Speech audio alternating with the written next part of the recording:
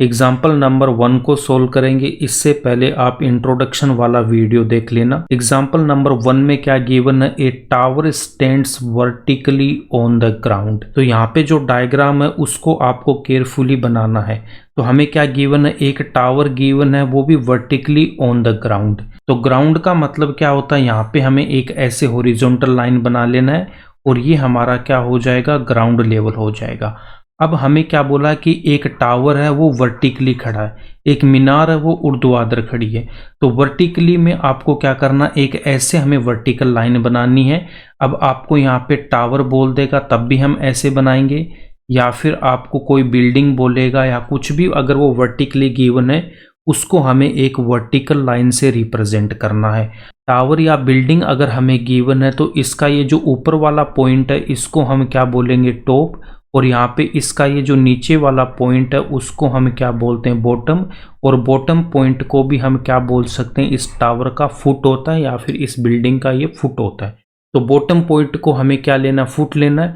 Top point है यहाँ पे ये ऊपर वाला होता है, ठीक है। अब यहाँ पे आगे हमें क्या गिवन है, from A point on the ground. Ground पे कोई एक पॉइंट है, आपने यहाँ पे एक पॉइंट ले लिया ग्राउंड पे, ठीक है। Which is 15 metre away from the foot of the tower. अब यहाँ पे देखो, इस डायग्राम को आप कैसे भी बना सकते हो, कोई फर्क नहीं पड़ेगा। यहाँ पे हमने ग्राउंड ले रखा, ठीक है, ये हमारे पास में ग्राउंड हो गया और यहाँ पे भी हमने ग्राउंड ले रखा है। अब अगर आपने वर्टिकल टावर है, आप चाहें तो इस टावर को यहाँ पे ले लो या फिर आप इसको इस साइड में ले लो, आप कहीं पे भी ले सकते हो। ये हमारे पास में टावर हो गया, आप यहाँ पे भी इसको टावर लिख सकते हो। अब इसके बाद में क्या बोला है, ये जो टावर का जो फुट है इससे 15 मीटर अवे। तो 15 मीटर अवे मैंने यहाँ पे एक पॉइंट ले रखा है।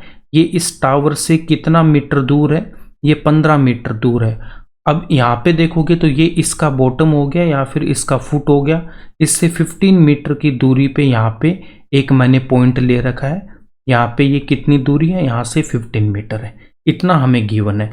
उसके बाद में क्या बोल रखा है, the angle of elevation of the top of the tower is found to be 60 degree.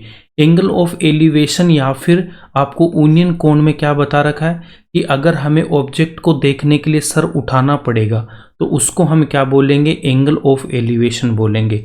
तो हमें यहाँ पे टावर के टॉप से बोल रखा है, तो यहाँ पे टावर का टॉप ये है, टॉप को ग्राउंड वाले पॉइंट से मिला देना। ये एंगल हमें कितना गिवन है, 60 डिग्री गिवन है। अगर आपने ये डायग्राम बना रखा तो यहाँ पे इसका टॉप होगा, यहाँ से आपको यहाँ पे मिला देना है और ये एंगल है वो कितना हो जाएगा, 60 डिग्री हो जाएगा। अब इसके बाद में हमसे क्या फाइंड आउट करने को बोला है, हमें बोला कि find the height of the tower.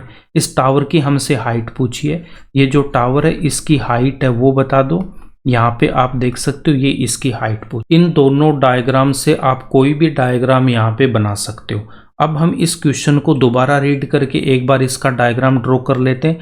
यहाँ पे हमें क्या बोला, एक टावर है जो वर्टिकली ग्राउंड पे खड़ा है। तो हमने यहाँ पे एक ग्राउंड ले रखा है, ये हमारे पास में क्या हो जाएगा, ग्राउंड हो जाएगा। और यहाँ पे हमने एक टावर ले रखा है, तो मैंने यहाँ पे एक टावर ले लिया।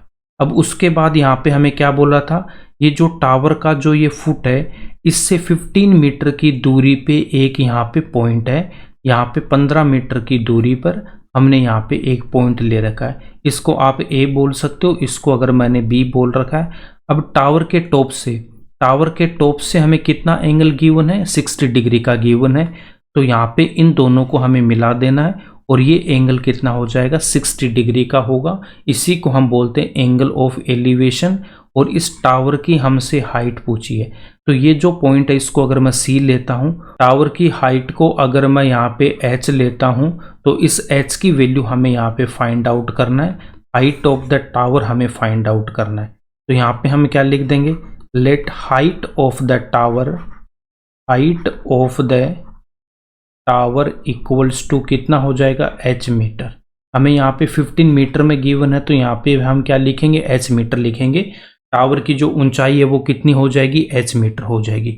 अब यहाँ पे इसको हमें कैसे सोल्व करना है, हमारे पास में देखो क्या गिवन है, 15 मीटर गिवन है और हमें यहाँ पे h की वैल्यू फाइंड आउट करना है।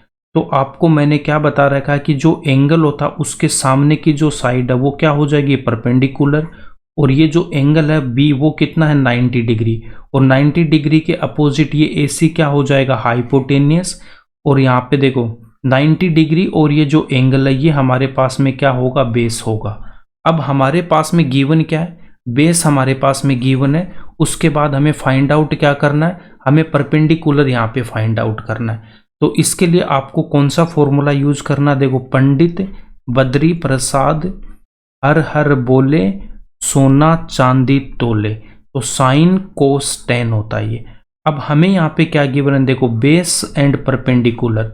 तो फर्स्ट वाले में क्या आ रहा है, देखो हाइपोटेनियस आ रहा है, इसको भी नहीं लेंगे। सेकंड में हाइपोटेनियस है, इसको भी नहीं लेंगे। परपेंडिकुलर अपॉन बेस किस में आ रहा है, 10 में आ रहा है।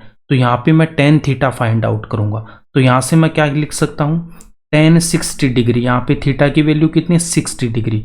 तो tan क्या होता है परपेंडिकुलर अपॉन बेस। तो यहाँ पे मैं क्या लिखूंगा परपेंडिकुलर अपॉन बेस। परपेंडिकुलर हमने क्या ले रखा, हाइट ले रखा, तो यहाँ पे h लिखूंगा। बेस हमारे पास में कितना 15 मीटर, तो बेस हमने यहाँ पे क्या लिख दिया 15 मीटर। ठीक है, इतना हम यहाँ पे लिख देंगे। अब हमें यहाँ पे देखो tan 60 की वैल्यू पता होनी चाहिए। तो tan 60 की वैल्यू क्या होती है, आपको मैंने टेबल याद करने की ट्रिक भी बता रखी है, वो आपको पता होनी चाहिए, आप जाके देख सकते हो। अब tan 60 की वैल्यू कितनी होती है, वो √3 होती है। tan 60 की वैल्यू कितनी है, √3 होती है। अब यहाँ पे मैं पुट करूंगा √3 equals to h upon 15 metre, then h equals to, इनको हम यहाँ पे क्रॉस मल्टीप्लाई करेंगे। √3 के डिनोमिनेटर में 1 है, h को 1 से मल्टीप्लाई करूंगा तो h, फिर यहाँ पे √3 को 15 से मल्टीप्लाई करेंगे, 15 into √3 metre. Height of the tower मैं यहाँ पे क्या लिख सकता हूँ 15 √3 मीटर, ये इसका आंसर हो जाएगा। इसके बाद अगर आप इसको थोड़ा और अच्छे से लिखना चाहते हो तो आपको √3 की वैल्यू पता होनी चाहिए। √3 किसके इक्वल होता है, 1.73 के इक्वल होता है, ये आपको याद होना चाहिए। √3 इक्वल्स टू 1.73। अगर आपको याद नहीं है, अगर आपको इसकी ट्रिक देखनी है तो प्लेलिस्ट में जाना, वैदिक मैथ या फिर फास्ट कैलकुलेशन के नाम से एक प्लेलिस्ट बनी हुई है, वहाँ पे आपको ये सारी ट्रिक्स वहाँ पे मिल जाएगी। अब इसको हम यहाँ पे कैसे सोल्व करेंगे, तो यहाँ पे मैं क्या लिख सकता हूँ, देखो h equals to 15 into √3 metre आ गया। अब मैं यहाँ पे √3 की वैल्यू पुट करूँगा 1.73। ठीक है, √3 की वैल्यू हमने यहाँ पे पुट कर दी।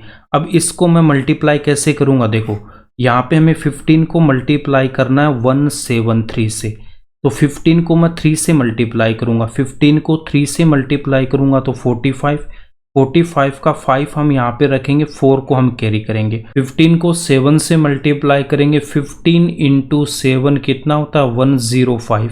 यहाँ पे हमने 4 कैरी किया, उसको मैं ऐड करूँगा तो 109। 109 में से 9 को हमें यहाँ पे रखना है, 10 को हमें कैरी करना है। 15 को 1 से मल्टीप्लाई करेंगे, 15 इंटू 1 कितना 15।